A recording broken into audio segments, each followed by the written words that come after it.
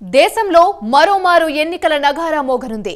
Jammu and Kashmir తో పాటు హర్యానా శాసనసభకు ఎన్నికలు జరగనున్నాయి. ఈ రెండు శాసనసభ ఎన్నికల్లో బీజేపీ ఏటికి ఎదురు ఈదాల్సిన పరిస్థితి కనిపిస్తోంది. జమ్మూ కాశ్మీర్లో ఆర్టికల్ 370 ఎత్తివేసిన తర్వాత మొట్టమొదటిసారిగా ఎన్నికలు జరగనున్నాయి. అలాగే హర్యానా అసెంబ్లీ ఎన్నికలు బీజేపీకి విష పరీక్షగా మారనున్నాయి. మరి ఈ రెండు రాష్ట్రాల్లో బీజేపీ ఎందుకు గడ్డు పరిస్థితిని ఎదుర్కోవాల్సి వస్తుందో ప్రత్యేక కథనంలో చూద్దాం.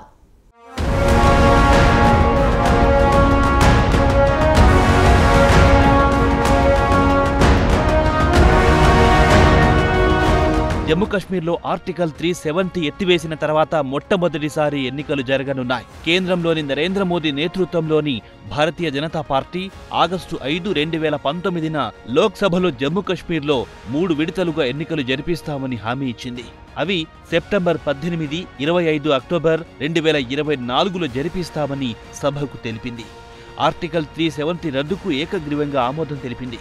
జమ్మూ కశ్మీర్ను కేంద్ర పాలిత ప్రాంతంగా విడగొట్టింది. అలాగే సుప్రీంకోర్టు కూడా డిసెంబర్ 2023న జమ్మూ కశ్మీర్లో ఈ ఏడాది సెప్టెంబర్ 30లోగా ఎన్నికలు ముగించాలని ఎన్నికల కమిషన్ను ఆదేశించింది.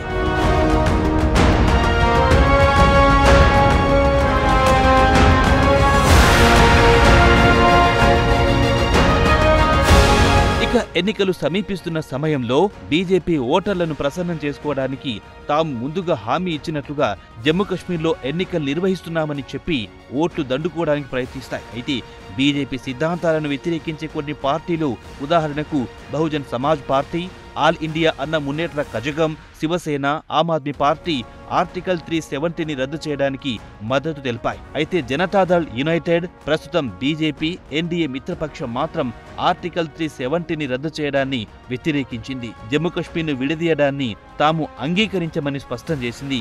జేడీయూ, బీహార్ ముఖ్యమంత్రి నితీష్ కుమార్, జేపీ నారాయణ, రామ్ మనోహర్ లోహియా, జార్జి ఫెర్నాండెజ్ సాంప్రదాయాలను కొనసాగిస్తామని జమ్మూ కశ్మీర్ను విడదీయడాన్ని వ్యతిరేకించారు.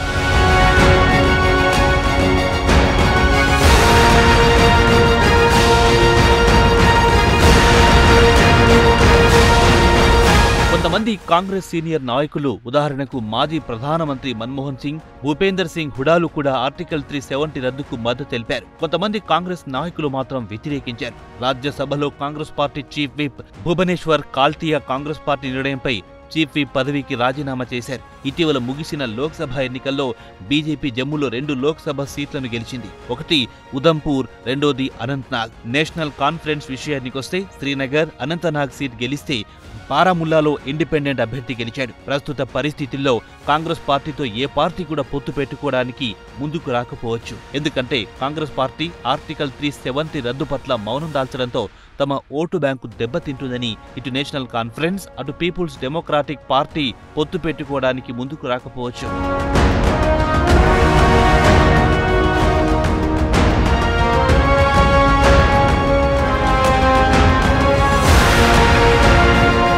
ఎన్నికలు సమీపించే కొద్దీ నేషనల్ కాన్ఫరెన్స్ కు చెందిన అబ్దుల్లాలు ప్రజల నుంచి ఓట్లు దండుకోవడానికి ఉచితాలు వల్లే వేస్తున్నారు.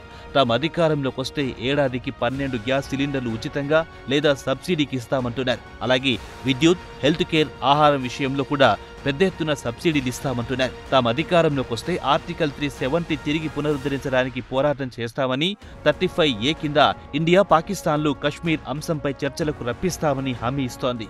తిరిగి ఆర్టికల్ 370ని పునరుద్ధరించడం అనేది అసాధ్యం. ఇక పాకిస్తాన్లో చర్చలు జరపడం అనేది కేంద్రం పరిధిలోని అంశం. దీనిపై ఒమర్ అబ్దుల్లా చేయాల్సింది ఏమీ లేదు. ప్రస్తుతం అబ్దుల్లాలు మాత్రం ఎన్నికల నేపథ్యంలో పెద్ద ఎత్తున హామీల వర్షం కురిపిస్తున్నారు. మరి వీరి హామీలను ప్రజలు ఎంతవరకు నమ్ముతారో వేచి చూడాల్సిందే.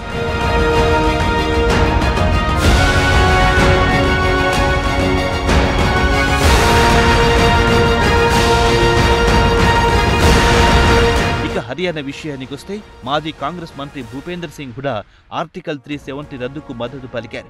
ప్రస్తుతం ఆయన బీజేపీని ఎదుర్కోవాల్సి ఉంటుంది. ఒక్కపట్టి హర్యానా మాజీ కాంగ్రెస్ చీఫ్ అశోక్ తన్వార్ ఈ ఏడాది జనవరిలో బీజేపీలో చేరిపోయారు. అయినా ఇటీవల ముగిసిన లోక్సభ ఎన్నికల్లో బీజేపీకి పెద్ద ఎత్తున ప్రయోజనం చేకూర్చి పెట్టలేకపోయారు. మొత్తం 10 లోక్సభ స్థానాల్లో బీజేపీ 5 స్థానాల్లో ఓడిపోయింది. ఇక హుడా విషయానికి వస్తే తన కులం కార్డును చక్కగా ప్రయోగిస్తే కొంత లబ్ధి పొందవచ్చు.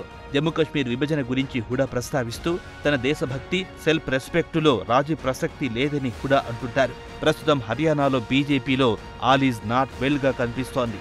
దీంతో బీజేపీలోని కొంతమంది నాయకులకు కూడా గాలం వేస్తే ఆయన కాంగ్రెస్ ను తేలికగానే విజయ తీరాలకు చేర్చవచ్చు.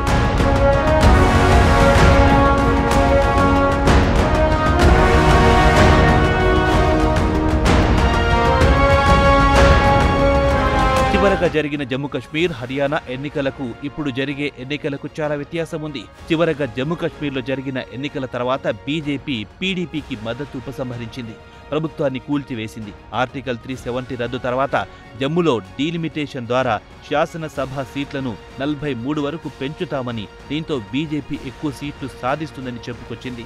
హిందువులను ముఖ్యమంత్రిని చేస్తామని బీజేపీ హామీ ఇచ్చింది.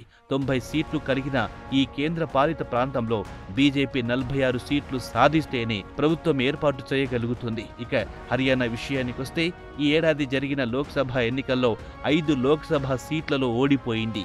రాష్ట్రంలో అత్యంత ప్రజాదరణ కలిగిన మాజీ ముఖ్యమంత్రి మనోహర్ లాల్ ఖట్టర్ మాత్రం ఇప్పుడు కేంద్ర మంత్రి అయ్యారు. ప్రస్తుతం ఆయన రాష్ట్రంలో లేరు, ఢిల్లీలో ఉన్నారు. హర్యానాలో బీజేపీని తన భుజస్కంధాలపై వేసుకుని గెలిపించే నాయకుడు మాత్రం కనిపించడం లేదు. ఇక అంతా అమిత్ షా కనుసన్నల్లోనే ఎన్నికలకు పోవాల్సి వస్తుంది.